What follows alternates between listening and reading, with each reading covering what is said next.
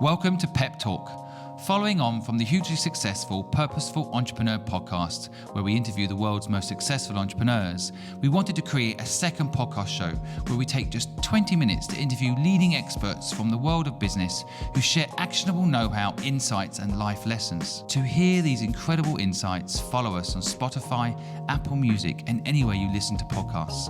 Or feel free to sign up to thepurposefulproject.com and get the podcast in your inbox. Welcome to this week's PEP Talk, Purposeful Projects podcast designed to bring knowledge to you from entrepreneurs that have been there and done it. So today I have Sonya. She's an entrepreneur, a TV presenter, a property developer. Oh wow, there's just so many things that she does. And I've asked her to join us today to share her journey, her story, because I think for you guys, it could be really insightful to hear her corporate journey to freedom journey.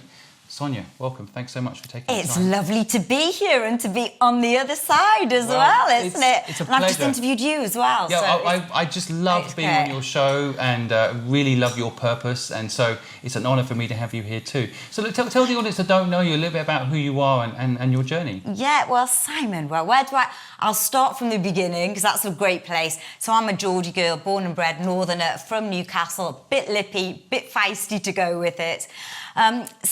Majority of my life, I guess I would have labelled myself, which I hate labels, as a successful, career-driven woman. I was working in a fast-paced environment. I was in a man's world, the city, and I rose to the top. I was in sales. I was travelling all around the world, setting up businesses all around Europe and in the States. And you know what? I was successful. I thought I was successful. I had money. And to most people, I'd have the dream life, you know, beautiful flat, all the rest of it.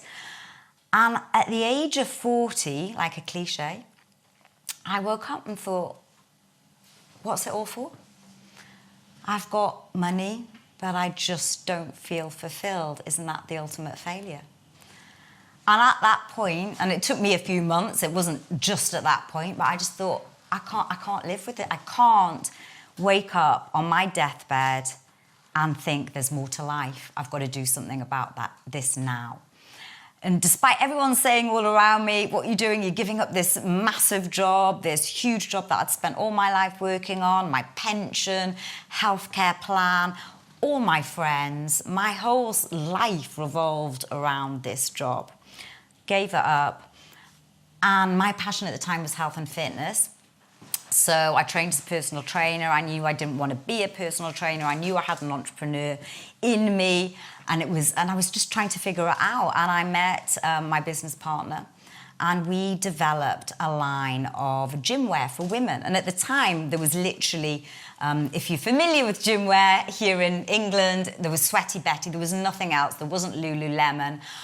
There wasn't all these stores now that have gym wear. It was really Sweaty Betty, and that was it. So we thought, you know, we'd got this gap in the market, and we started. And honestly, Simon, the fashion business was difficult, but we did everything, and I literally put everything in, including all my savings, all of my money. And 2 years down the road, I sold my shares and I found myself again in this sort of situation of where am I, what's life all about?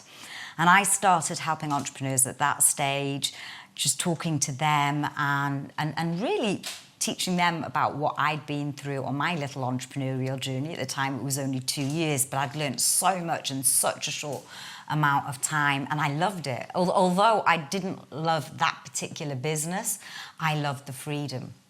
And I was also, as I said, big into health and fitness. So I was also a bodybuilder. I am a bodybuilder. I competed on stage at the O2 in physique competitions. And then I was tempted back into corporate life. Long story short, I built up a property portfolio, came out a couple of years ago and retrained as an executive coach and started my show, started my own podcast and YouTube channel, wow. Interviewing, inspiring people such as yourselves, people that want to break the norm, that really are encouraging people to think outside the box and live a life less ordinary. It's a fascinating story and an incredible journey. How do you define success for yourself now? What's success? Do you know what? I've battled with what is success. How do you define success? Right now, success for me, and I think it's for anyone, is time. Having time to do what you want, when you want, without anyone telling you. You have to be there at a certain time.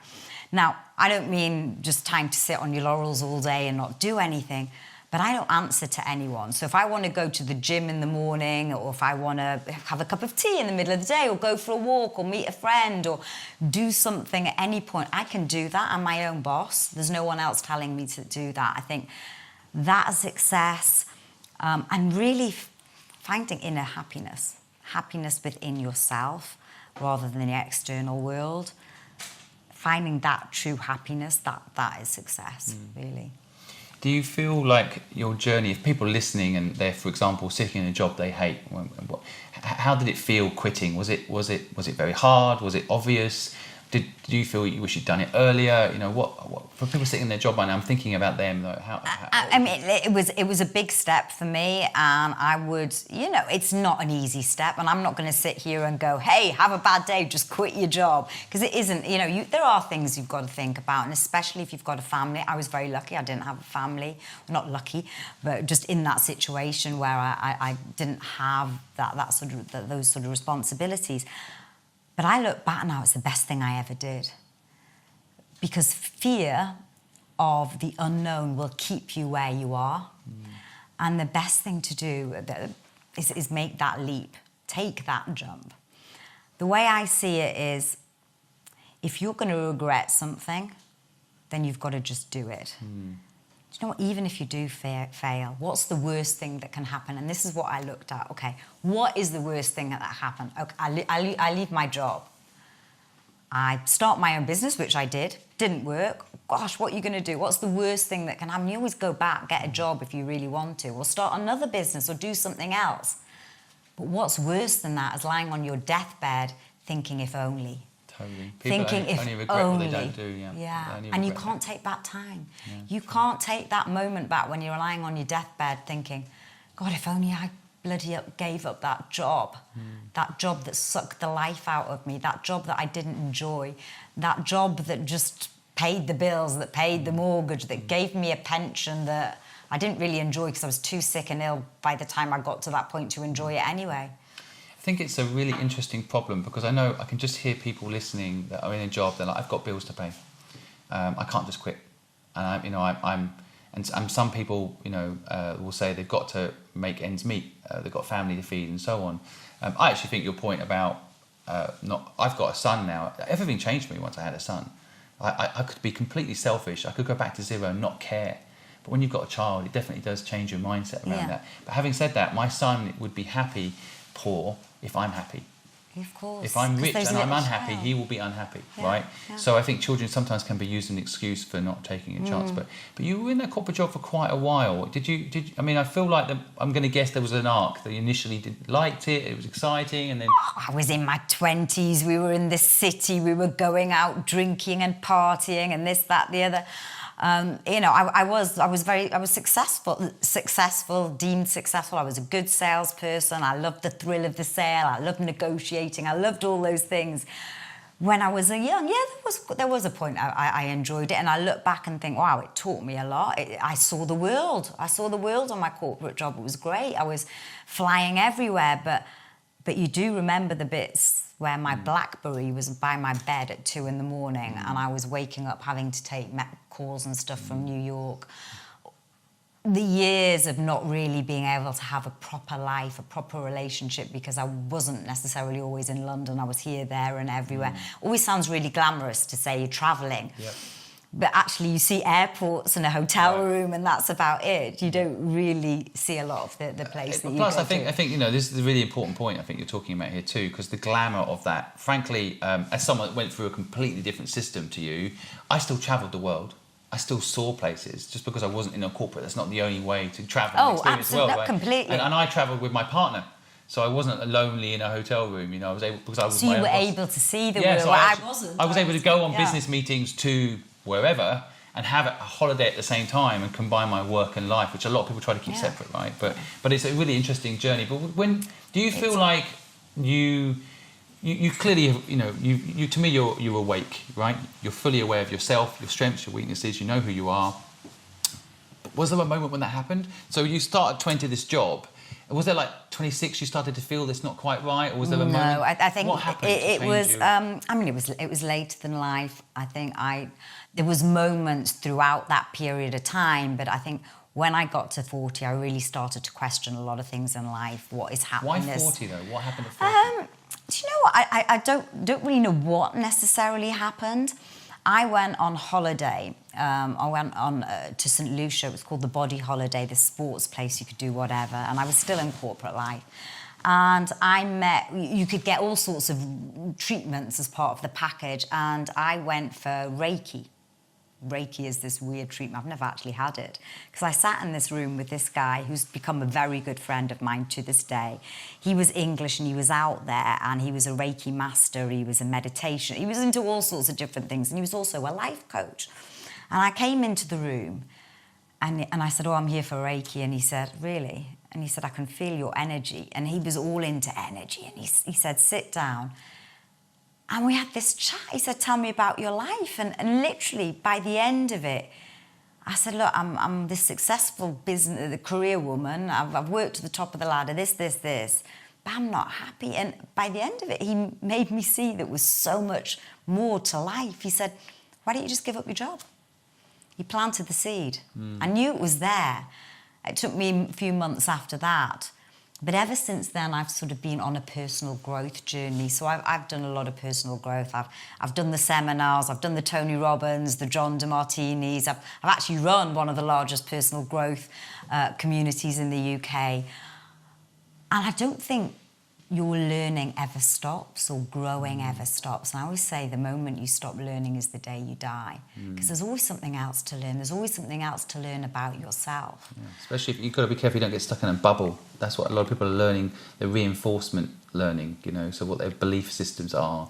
They're not exposing themselves to new ways of thinking, which is really where the big learning comes from. That's it. And it's uncomfortable. It can be uncomfortable to challenge those norms that we've all been set. We're living at the moment in very much a conscious, what society tells us to do, what we've been programmed to think.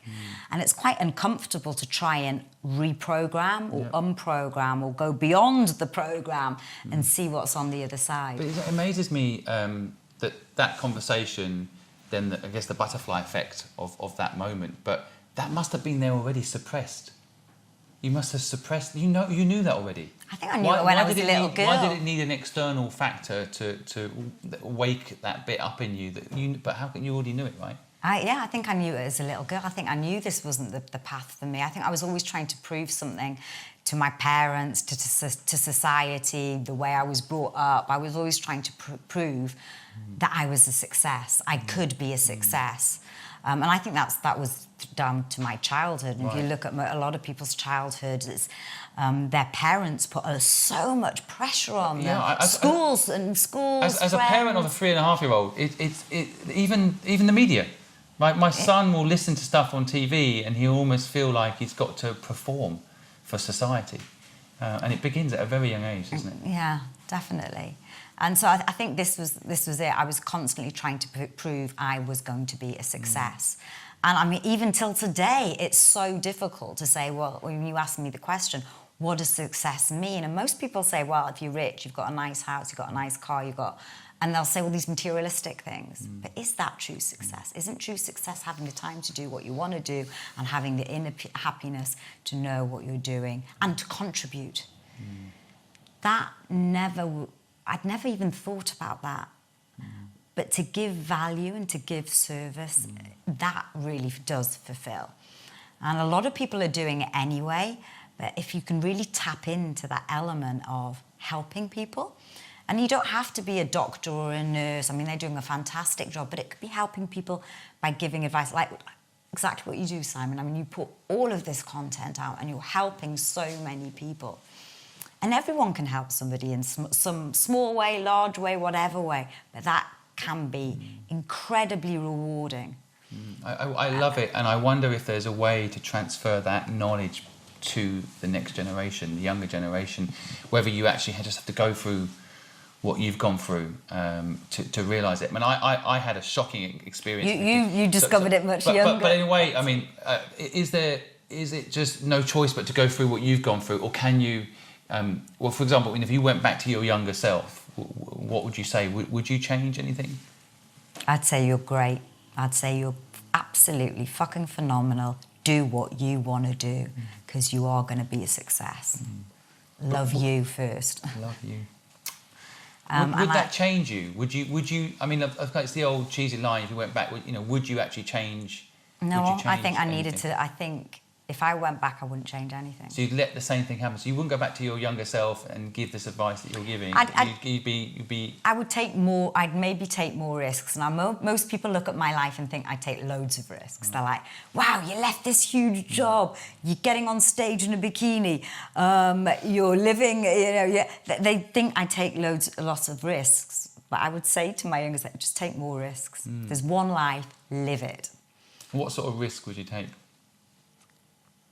I'd get out there more. I'd tap into to myself more and let that out more, and stop fearing what other people think. Stop thinking about judgment. I think too many of us are concerned about what others think, how others will judge us, what we should be doing. This word should. We should be doing this. We should be doing that. Well, if you're actually using the word should, you shouldn't be doing it anyway. Yeah, very good point. Yeah. No, it's a really important message, and I hope we can get this content out to the people that need to hear it, because you're right. I mean, a lot of people feel like they should do this, they should do that, and it should be, you should reach inside and figure out what it is you're meant to be doing. Everyone's got a purpose, right? Absolutely. So, everyone's got that purpose, and if you're not tapping into that purpose, you're lying on your deathbed, as I said, it's such a... It must be, I mean, I'm not there yet, but it must be so awful to even be in that position, knowing you had a gift within you. Because everyone's got a gift. We all have a gift. And people think, oh, I'm not talented at anything. But how are you defining talent? Right. Are we defining talent as intelligence? What is intelligence anyway? Yeah. Why are we to say just because you're good at maths you're intelligent, or just because you're good at English or written or this or that you're intelligent? We've defined, society has defined intelligence. Totally. I could talk to you all day. I feel like we'll definitely have you back on the podcast. I really enjoy your insights. There's so many areas I think we talked about on your show and mine about the different areas of life that need to be explored, from should you go to university, should you work for a corporate, all of these things that we could get into. Yeah. So I definitely want to have you back, but thank you so much for Simon, it's been lovely. Thank you so much. Hope you guys found it interesting too, and if you did, you can actually click through to Sonya's link down below and watch her podcast show. In addition, if you have any questions for either of us, want to know what we think about life, you're more than welcome to ask. In addition, if you found this content useful, not only nip over to Sonya's show, but feel free to also share this with your community and let people know there's people out here right now that want to help you start a business, grow a business, and perhaps find your purpose in life. Thanks.